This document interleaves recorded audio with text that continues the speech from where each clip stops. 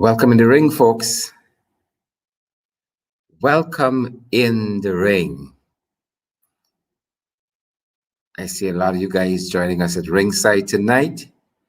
Well, I hope you have the testicular fortitude and the intellectual aptitude to stay in the ring.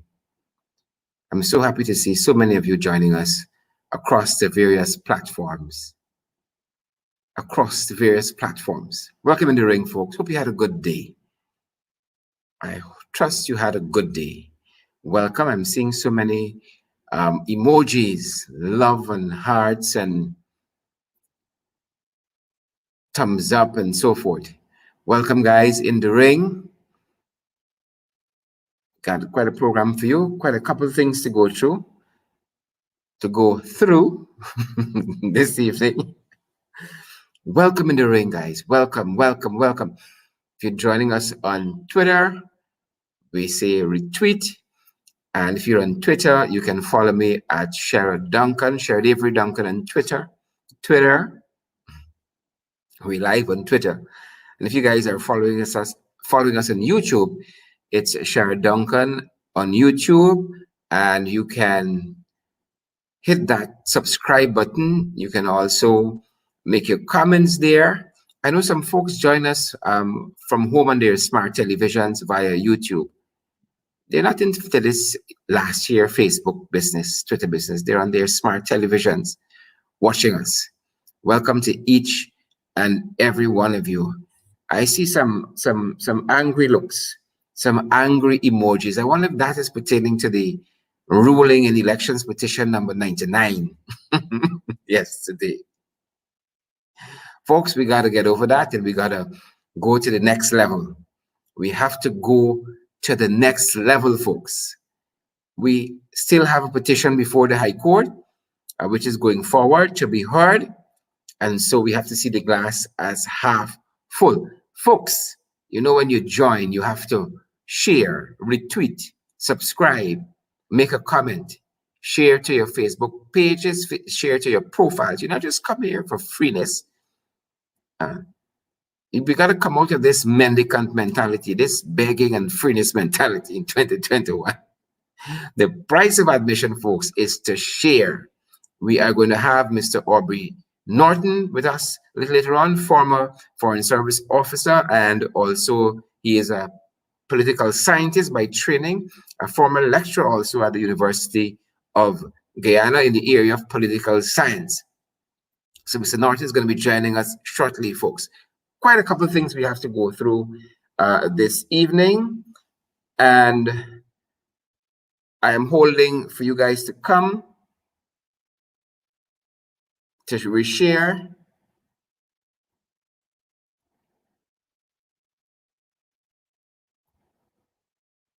Holding for you guys to reshare. I am so happy to see so many of you guys.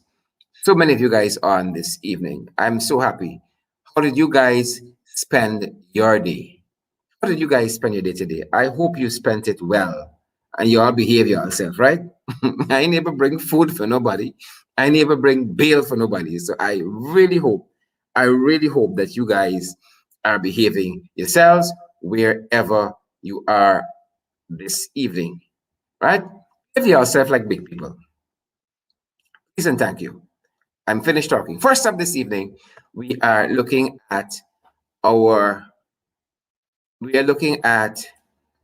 of the issues making the news around the country. And I don't know if you guys saw this, but Attorney at Law 𝗪𝗏 𝗏 has been hospitalized with COVID-19. 𝗪𝗏 𝗏 has been hospitalized with COVID-19, and 𝗪𝗏 𝗏 used to belong at one point to the People's National Congress Reform. He used to be a part of that political party. I think he has stepped out of politics, and he is still practicing law, has his own law firm. And 𝗪𝗏 𝗏 has been hospitalized with COVID-19, and we saw that in the news just today, folks. In addition to that, there has been at least one person from the National Communications Network, NCN, who has tested positive for COVID-19, and the entity has gone into full COVID precaution mode if it wasn't already in that kind of disposition, full COVID-19 precaution mode, after an employee from NCN tested positive. And as of today, there are 19 new COVID-19 cases, 19 new COVID-19 positive cases, which brings us to a total of 6,950 confirmed COVID cases in Guyana, and there are 170 deaths. And you guys know we always advise that you wear your mask, you sanitize, you social distance. You're not supposed to be in groups larger than 5 with good social distance and so forth. So guys, we really want to check that. We don't want that death rate to go up any more than it already is very high for a small population such as ours, 170 deaths. And so guys, you want to check that with a serious, deadly business.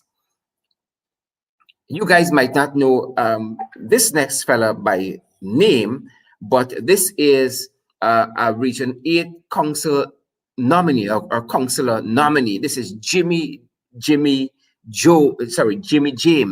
And what is Jimmy's issue this evening? Now, Jimmy, along with the other Region 8 councillors, were supposed to be sworn in for the Regional Democratic Council. Now, it is felt that Jimmy is a little bit too liberal in his thinking, a little bit too independent in his thinking, even though he comes out of the Liberal Justice Party, believe it or not, the LBJ, the LJP, headed by 𝗪𝗵. And they are refusing to convene. They're refusing to constitute the Regional Democratic Council Region 8, where Jimmy James is identified as the chairman, incoming chairman, because Jimmy is a little bit too liberal in his views, and they get the impression that Jimmy might be voting with the APNU AFC, even though he has not said that. There is that thinking in PPP camps, and so the People's Progressive Party civic, the wickedness, the local wickedness. You know, there was global wickedness. Now this is the Guyanese wickedness. The PPP are refusing to convene the Region 8 RDC, refusing to constitute that body just because of Jimmy. Now, the Liberty and Justice Party, headed by 𝗪𝗵, has said that Jimmy is sick and Jimmy doesn't want to serve any longer. Today, Jimmy told the country, I'm picking this up from Sabbath News, that the LBJ, 𝗪𝗵 and his cohorts and his minions and his cabal are spreading lies about him, that he is not sick and that he still intends to take up his seat if allowed. So Jimmy came out and said that 𝗪𝗵 is a liar, that he's a barefaced liar, that he's cantankerous. You know, there's cantankerous. Cantankerous is for decent folks. People like the PPP and then their newest member, Mr. 𝗪𝗵, they are cantankerous. And so that is what Jimmy said. Jimmy said he is not sick and he is willing to take up his seat if offered the opportunity. You know who was unwell? Abner Ali over the weekend fell ill and was hospitalized briefly.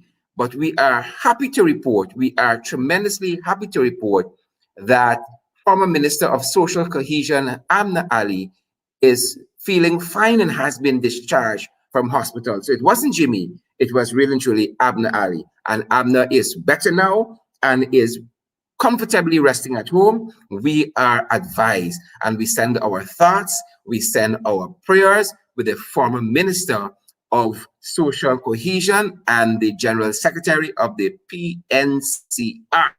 We send our best wishes for a full recovery to the health of former Minister of Social Cohesion, Abner Ali. Folks, I don't know if you know, but the case of the missing gold bracelet has been solved. What is called, I think, Bracelet Gate, something of that nature.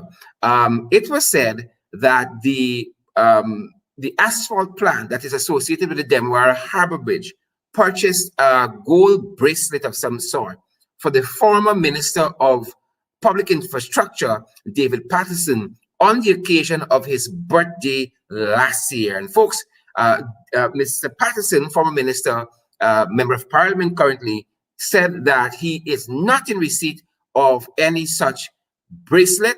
And coming to light today was some photographs on social media that shows us otherwise. So folks, we are happy to report that this case of the missing bracelet has been solved. Or rather what they call Bandgate. Bandgate. So there's a lot of the picture speaks for itself. So we're happy to check this one off, that this one has been solved. Bandgate, where the asphalt plant connected to the former Minister of Public Infrastructure purchased a bracelet for him on his birthday, and he is refuting that he's in receipt of any bracelet. And we are happy to say tonight, based on photographic evidence, we have concluded what really transpired. In addition to that, folks, the 𝗂𝗓𝗓 is backing the news, not for the fact that they are now aggressively pursuing any instance of racial incitement, racial hostilities, to really and truly bring social cohesion to our people. But it has been reported that the 𝗂𝗓𝗓 is to investigate an internal breach of one of its private meetings. And I want to just quote part of the statement put out by the 𝗂𝗓𝗓. It states that the Ethnic Relations Commission is deliberating to fast-track a thorough investigation following a disturbing social media post at the weekend alleging racial bias on the part of certain commissioners as it relates to filling vacancies for heads of department. Yep. The post made reference to discussions taken at the 𝗂𝗓𝗓's monthly statutory meeting on Monday, January 11, 2020, at which certain commissioners had collectively recommended public advertising for current vacant senior job postings within the commission.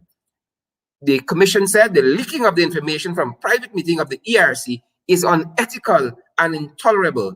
The lives of commissioners must not be put at risk due to reckless and irresponsible behavior by commissioners and staff at the Ethnic Relations Commission. So folks, the Ethnic Relations Commission has a leak that must be plugged. So we don't know if they're going to go down to the gum clinic or what have you, but it has a leak and they need fixing. But folks, you and I know this, and you and I knew this long before this leak occurred at the Ethnic Relations Commission, that there are issues there which needs to be fixed. So the leak is not just with this matter concerning this meeting that occurred recently and the contents of which has been put on social media, but there are other leaks, right? And this is a problem that has to be remedied. This whole Ethnic Relations Commission is becoming a laughing stock in this country, and it has to be remedied.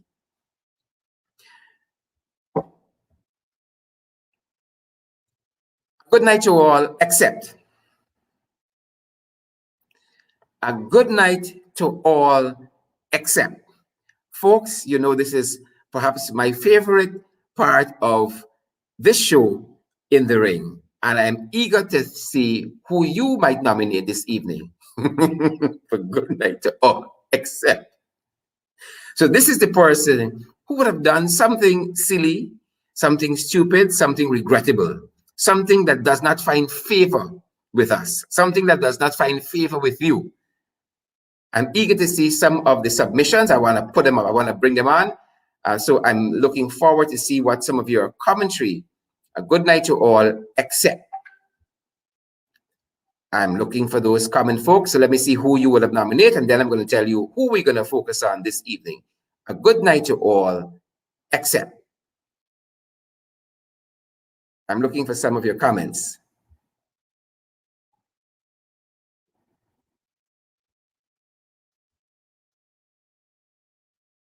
A good night to all, accept.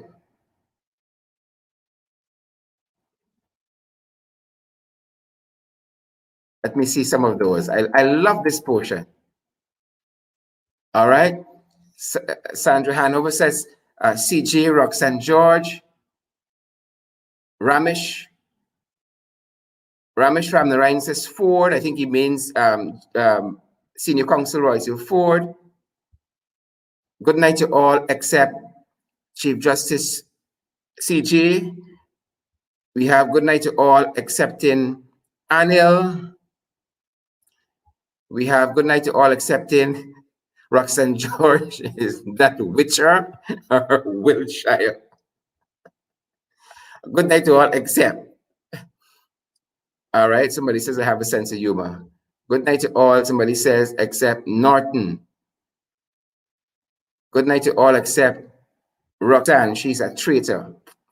All right, I don't know about the traitor part. I don't know about the traitor part so much. Folks, some of these comments are very, very interesting. I can't even post them. Somebody says, Sarah Lynch. Sarah is one of my favorite persons. Why would I say that, folks? One of my favorite persons. One of my favorite persons. Guys, I love the comments. Keep them coming. I'm going to share a couple more. Somebody says, Anil and CJ. You know, we have some very, very intuitive Guyanese. Some very, very intuitive Guyanese. Somebody says, James Bond. Bonishwar, the Rhine says, Roxanne George. You know, some of you guys ain't easy at all, boy. Some of you guys ain't easy at all. Are we going to have the drum roll, folks? Are we going to have the drum roll? I want to hear the drum roll wherever you are. You got to make the sound of your mouth. You got to spell it out in the comments, or you got to make the literal drum roll, folks. A good night to all, except some of you who are absolutely correct. A good night to all, except Chief Justice Roxanne George, Wiltshire. And folks, you know why. I don't even have to tell you why. You understand me? I don't even have to tell you why. We vex. We vex. We vex. We do not agree with this ruling yesterday on this technicality. We do not agree with it, and we will not countenance it at all. Right? We're not going to countenance it at all, folks. We do not agree with it. That you would refuse to hear this petition on the basis of its substantive merits. That you would refuse to hear in an elections petition the evidence which suggests and which is factual, because we have proven it. They were migrants who voted in the March 2nd, 2020 general and regional elections. They were missing oaths of identity, right? They were unstamped ballots. They were unverifiable oaths due to missing poll books. They were missing poll books. Right? They were missing certificates of employment. But none of this might be allowed to be litigated because the Chief Justice decided to take the easy way out through a technicality to disqualify, or in her words, to nullify Petition 99, Elections Petition 99. So it's a good night to all except. A good night to all except the learned Chief Justice. So we know that the Chief Justice is going to have a chance to redeem herself. The Chief Justice will redeem herself. I have no doubt about that. So this evening, however, Madam Chief Justice, this is my court and I make the verdicts here. Welcome in the ring. Welcome in the ring, Madam Chief Justice. We are not in agreement because, again, all the evidence emerging from the recount suggests that these elections were rigged, and rigged in the favor of the People's Progressive Party Civic. All the information that we have suggests that. And so to take a cop-out, an easy way out, no. No, Madam Chief Justice, we are not going to have that. We are not. And so we are serving you notice, Madam Chief Justice, that we disagree, and we can agree to disagree, and disagree agreeably. Beginning to sound like a lawyer. Confusing. Beginning to sound like a lawyer. All right? Beginning to sound quite like a lawyer. So, folks, it's a good night to all, except it is a good night to all, except Chief Justice Roxanne George Wiltshire. The folks who were there in the recount can tell you. And for us to be harping, right, majoring on the minor about service and the date, even though we know that that error was corrected forthwith. Why not, in the interest of justice and all the questions that Guyanese have, let us go forward with the petition? Why not? Why not? So, guys, there you have it this evening. It's a good night to all, except. A good night to all, except Chief Justice Roxanne George Wiltshire. And you know, this is the kind of country that we all want to live in. We can agree to disagree, and disagree agreeably. And I am happy that I live in a country where I can say I disagree with the Chief Justice. I'm happy that I live in such a country. I am tremendously happy that I live in such a country, ladies and gentlemen. Tremendously happy.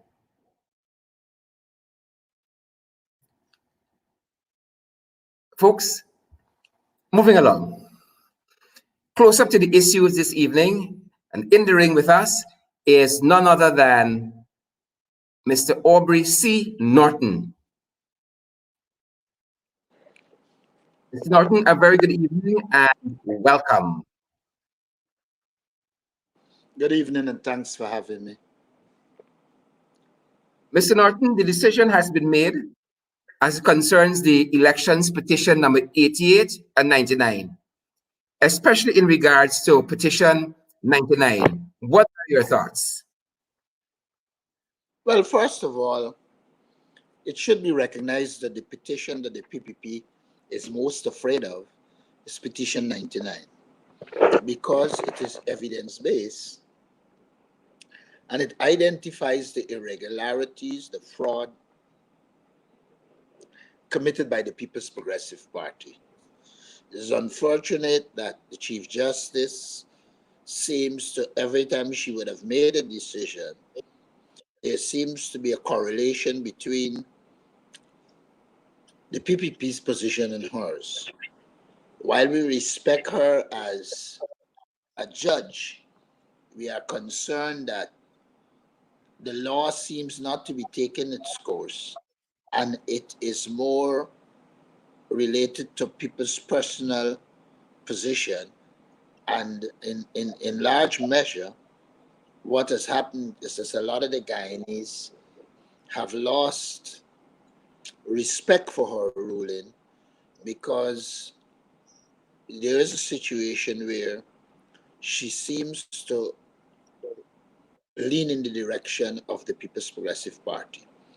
If one looks at what she concluded, one recognizes that she searched thoroughly for a technicality to ensure that she can nullify what is considered the most potent of the two petitions, that the one that is likely to succeed first and foremost, because a lot of the irregularities, fraud, inconsistencies have been uncovered by the recount. And so one should not conclude that it's by accident that she agreed to nullify that one and agree to give us the other one. However, it should be noted that we're glad that it is 1-1, in the sense that she didn't dismiss both based on whatever political, legal predilection she has. Now, it is my view that we will proceed with 88, make the legal arguments, and then at the same time, we will file the appeal to ensure that 99 is back on stream, because it is in 99 that the evidence is there that Irfan Ali and the PPP are illegitimate and are in government based on fraud perpetuated by the likes of Pompeo, the likes of Trump, who the people of America would have decided that their approach to politics is wrong and should go their way. And so, in some regard, while she would have ruled in the way she would have ruled, we're seeing a situation where the world is rejecting that kind of lawlessness and is seeking to place the international community back on the course of civility and non-interference in the internal affairs of states. So I would say that there are two elements here. One, the pessimistic element as perpetuated by the decision of the Chief Justice, and the optimistic element that emerges from 88 and the changes that would have occurred in the United States of America. Fantastic. Mr. Norton, at the heart of Petition 99 is the whole notion of rigged election. Should that petition go unheard, ultimately, what are the implications for a country such as ours? Well, first of all, we should work assiduously to ensure that it doesn't go unheard. Our appeal should be aimed at providing evidence that this is the substantive petition. As a student of law, I recall dealing with a number of cases in which it was established that the law doesn't provide for you to avoid the substantive issue by deliberating and focusing on the non-substantive, the technicality, the procedural. In this case, Chief Justice George went through what I would call a long legal and political parley to arrive at what I consider to be an inept conclusion. And so it is our task to challenge that conclusion, to challenge that approach, and to ensure that Petition 99 re-emerges, because inherent to Petition 99 is the real case, the exposure of the fraud perpetuated by the People's Progressive Party, the likes of Jagdeo and Anil Nandalal, not to mention the puppet president. And so my approach will be to say, let us accept the success that would have come from 88, pursue it diligently to ensure we succeed, but not forego 99, because in essence, 99 documents in clear terms, or put it differently, what is in 99 would have emerged from the recount process, which showed that the People's Progressive Party was involved in fraud, and so they are illegitimate. And once that petition goes, there is a high likelihood that the PPP will be declared illegal and we need to go to new elections. As it I'm relates, coming to that. Yeah, I'm coming as to that bit about the success of 99 or 88 and where we go from there. okay. Well, Go with ahead, sir. 88, with 88, as I understand it, it is a challenge to the entire recount process and to establish that what GCOM became involved in was not constitutional, it was not legal, and therefore the basis on which the extant government exists is fraudulent. We believe once the law is focused on, it will be well established, because even in the Caribbean Court of Justice ruling, they concluded that there was no legal basis for the recount. However, they further concluded that while they accepted that, the challenge has to be by way of elections petition. We must recognize that none of our arguments have been rebutted legally in the sense of content. Yeah. What has been rebutted is this fact that you cannot bring challenges to elections except by way of elections petition. We then applied based on that pronouncement.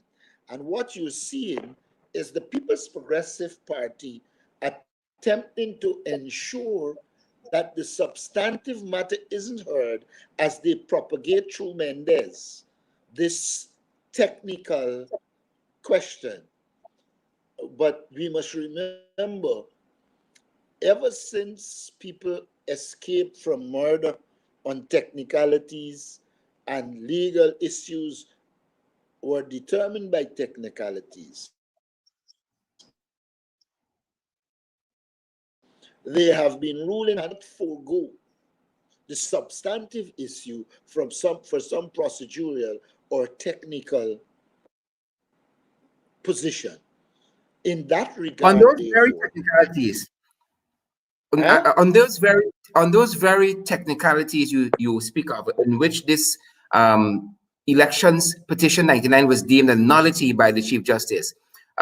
In dealing with those technicalities, there seemed almost a kind of vehemence in the ruling.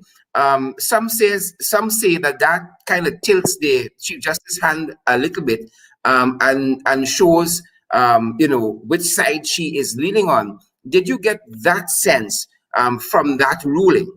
The kind of Yes. vehemence there is. Look, throughout this entire process, the Chief Justice was saying these illegalities should be challenged by way of election petition. She had before her two petitions, 88 and 99. If you listen to her, she spent a lot of time navigating her views rather than law to arrive at the conclusion that based on the technicality, she was dismissing 99. Now that seems to me to be a confluence of her position with the People's Progressive Party position.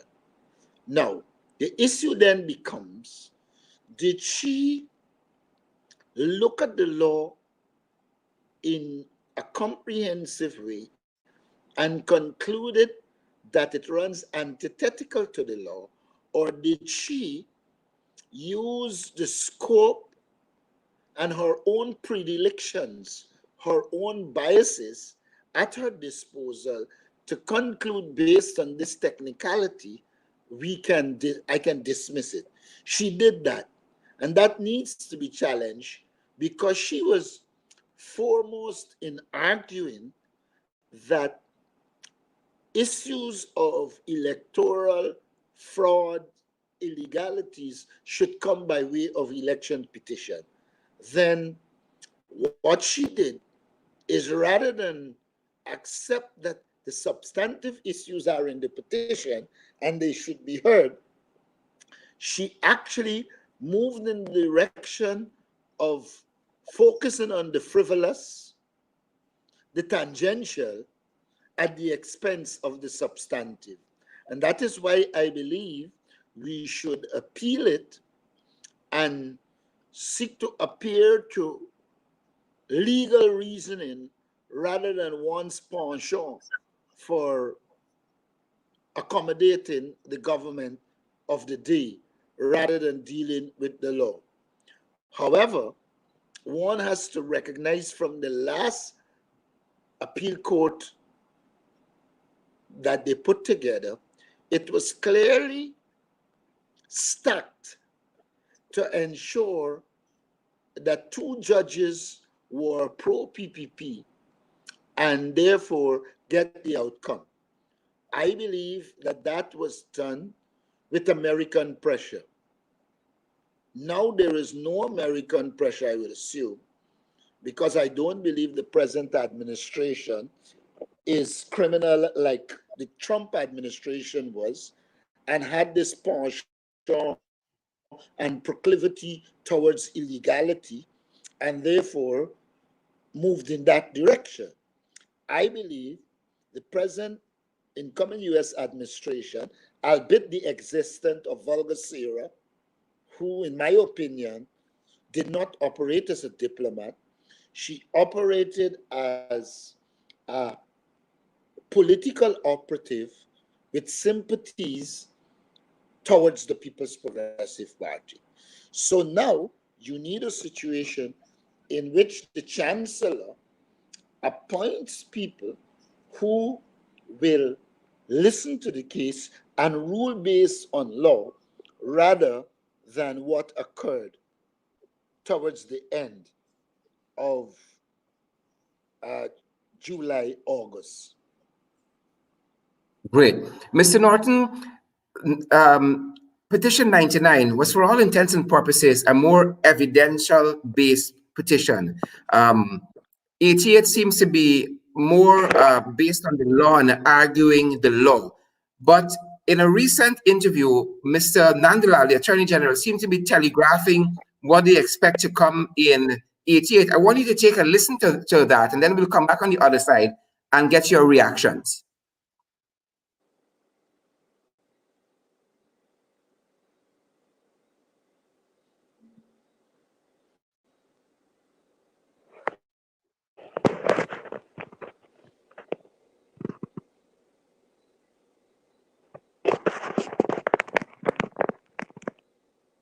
I'm not hearing him.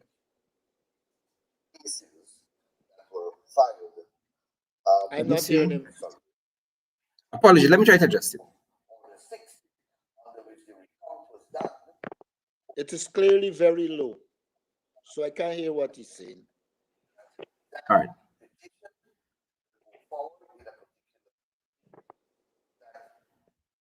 I'm not hearing him at all. Apologies. Let me see if I can get that better.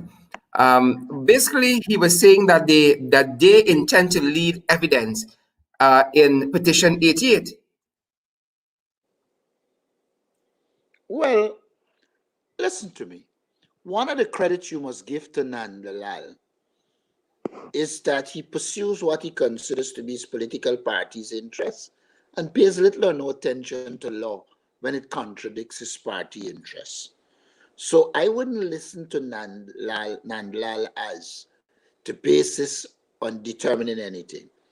I would focus more on ensuring that we proceed in the context of law. Nandlal's interests is ensuring that 99 is not heard.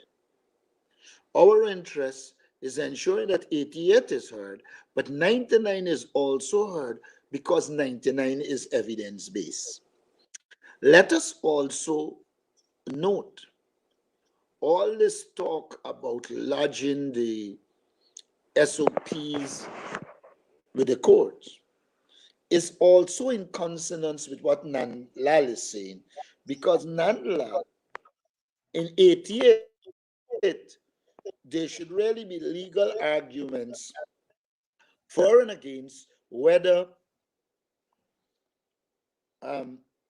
60 of 2020, which governed the recount, is legal or not.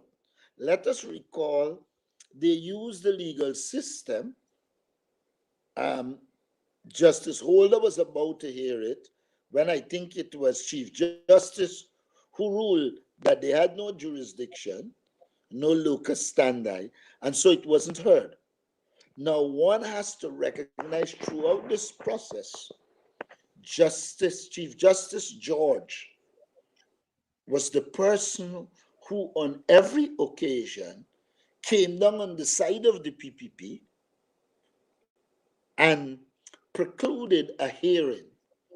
Now that by petition 88, this should be heard, Nandlal does not have at his disposal Chief Justice to rule it out. In fact, she has ruled it in. I think in an attempt to save face, she gave one and take one for the PPP. Now, in the circumstance, I don't know that Nandlal and the PPP are afforded the opportunity to provide evidence. If he says that, then he should say, look, the one that is evidence-based is 99. We are prepared to listen to that and bring evidence in that one. But don't tell us you're going to listen to 88 and Nandlal will bring evidence in 88 when you want a technicality throughout 99, which is the one in which Nandlal and company should have been allowed to bring the evidence. But they know full well that the evidence in 99 will establish beyond doubt, even if she rule however she wants to rule. Because don't forget, the Guyanese people saw the recount. They know what happened. Apart from being partisan, even if the Chief Justice rule against 99 as a case, it will not remove from the minds of the Guyanese people that the evidence was revealed, 49 boxes with no legal documents, many transactions without certificate of employment. And we can run the list. So, in essence, I'm saying to you, Roxanne George and the PPP are afraid of 99. And whatever occurred, they managed in phase 1 to get rid of 99. It is our task in phase 2, the appeal court, to work assiduously to get 99 back on track. Because he was making the point that just in case 88 fails, in so far as it says that or the 60 was illegal, then we got to go back to SOPs and so forth. Hence why he asked the court to preserve the SOPs. Well, the first problem I have with that, if the SOPs are not relevant to the case that constitute 88, why are you asking for the preservation of SOPs except you believe that 99 will succeed and you need to go there? But let's assume it succeeds. The issue wouldn't be solely SOPs. That is one element. The critical issue will be whether the votes in those boxes stand the test of legality. And they cannot, because many of them are there. Dead people voted, migrants voted, Many of the votes in 49 boxes have no legal document, and therefore it follows ipso facto, or by that very token, that they cannot be legal. And so Nandlal is a very proactive lawyer who doesn't necessarily focus on the law when it doesn't suit him. He focuses on politics. Right now, he's involved in political posturing. Mr. Norton, I want to take a shot at trying to play the audio and see if we can get some reactions from you. Let me know if you're hearing us.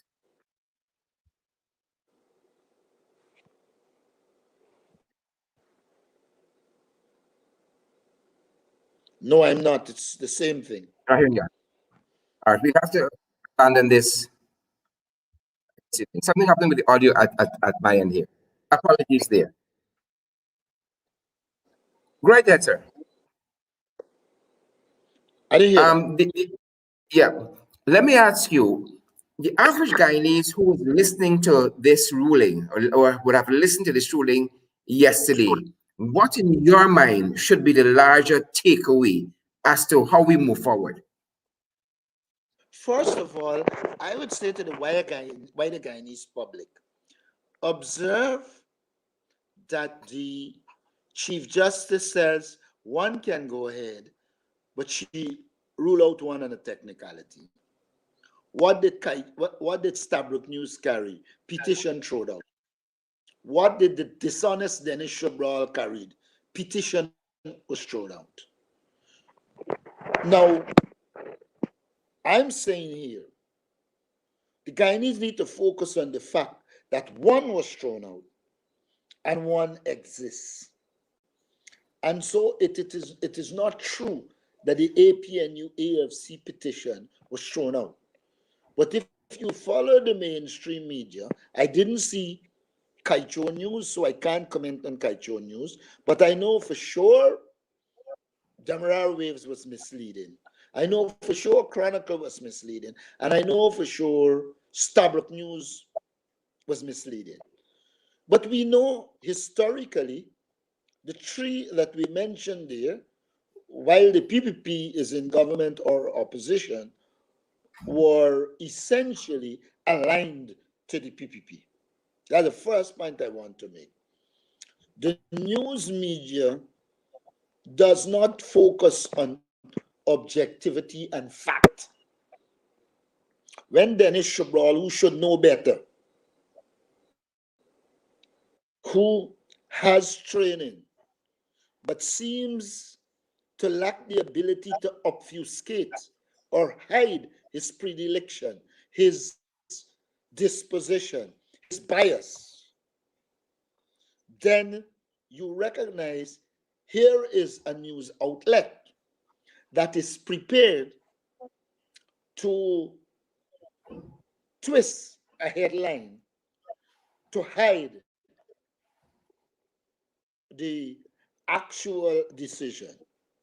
And in this regard, I'm saying without fear of successful contradiction, 𝗪𝗪cie 𝗶𝗵𝗵 did it, 𝗁𝗁cie News, Stabrook News did it, Chronicle did it. I pay little or no attention to Guyana Times because I consider it to be a political rag, the same direction in which Chronicle is heading.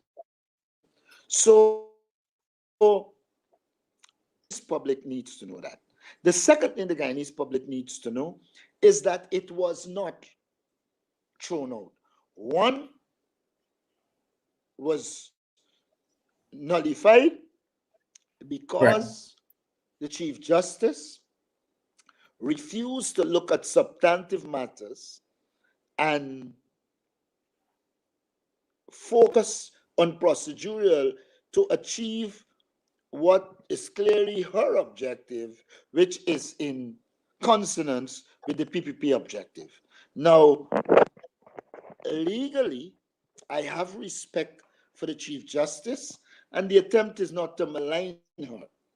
But when it comes to ruling on political issues, she shows one or inability to be objective, and two, an inclination towards the behavior of the late 𝗂𝗏, who established beyond doubt that for him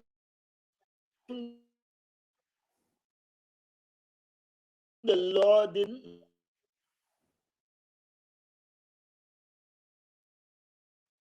All right, folks, I think Mr. Norton is having some internet challenges. We're going to hold for a second to see if he comes back. matter.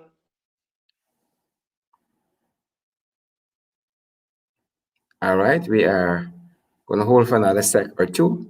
But again, we're discussing the reactions coming out of the ruling by the Chief Justice yesterday in the elections petition 88 and 99. As you know, petition 99 was deemed a nullity by the Chief Justice and was ultimately dismissed.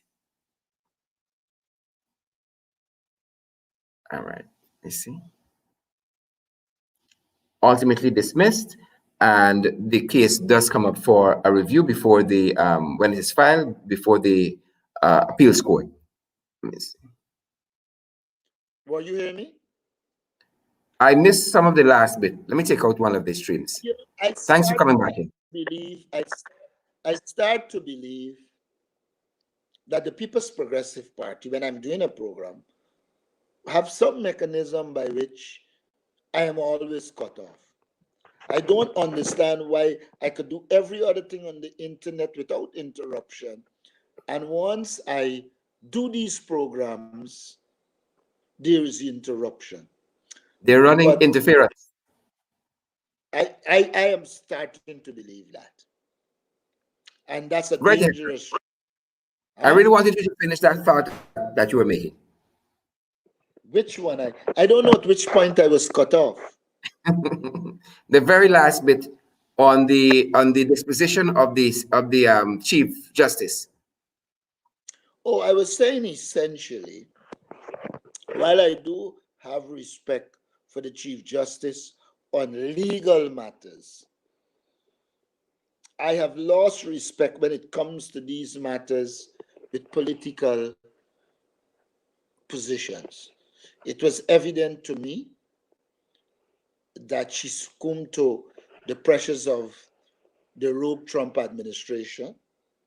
It is now evident to me that from this last ruling, that her focus was not on the law, her focus was on the trivialities so that you could get a ruling that was favorable to the People's Progressive Party. However, in the process, because she had dealt with the procedural aspects and she couldn't find a procedural fault with 88, she allowed 88 to go forward. But in the process, she has also allowed the PPP to jettison the element of the petition where the evidence exists to prove that they were fraudulent and illegal. And so, while we must show respect for the courts and the position, we must also underscore the fact that they appear not to be operating based on law, but based on political links and political persuasion. That is the point. Well said. Well said. Well said, Mr. Norton. Unfortunately, we have crept up to our program time, but Mr. Norton, I want to thank you for spending this time with us in this segment we call Close Up. And I want to let the members of the public know that Mr. Norton is going to be with the Alliance for Change on Saturday evening as we discuss in our keynotes initiative the theme Problems and Prospects of the U.S. Foreign Policy in a Changing World, Implications for Small States, the Guyana Case. And if you want to be part of that discussion, it's an hour and a half rigorously interrogating this theme. You can find the link on the AFC's Facebook page. It's also on my Facebook page, Sherrod Avery Duncan on Facebook, or you can send me a message and I will try to get you that link because you need to register to be part of that discussion. It is free, but you need to register. And again, we're going to be discussing with Mr. Norton on Saturday, problems and prospects of U.S. foreign policy in a changing world, implications for small states, the Guyana case. As you guys know, the Trump administration has, the U.S. has a new administration as of 12 o'clock tomorrow, and we are going to be looking at what the new foreign policy entails and our own location in that foreign policy. Mr. Norton, again, I want to thank you for joining us this evening, former lecturer at the University of Guyana, political scientist, and also a former foreign service officer. Mr. Norton, thanks again, and we look forward for the next time that we meet at this end. See you on Saturday. Thanks for having me, and thanks to your viewing public. Good evening. Folks, there you have it. The man himself, Mr. Aubrey Norton. It's always a delight, always a great delight to have him on at our end, wading through all of these political issues that really and truly deserves more deep thinking as against rhetoric. And we are very, very thankful that we have had him. Folks, as we say good evening to you guys tonight, you know it's a good night to all except who?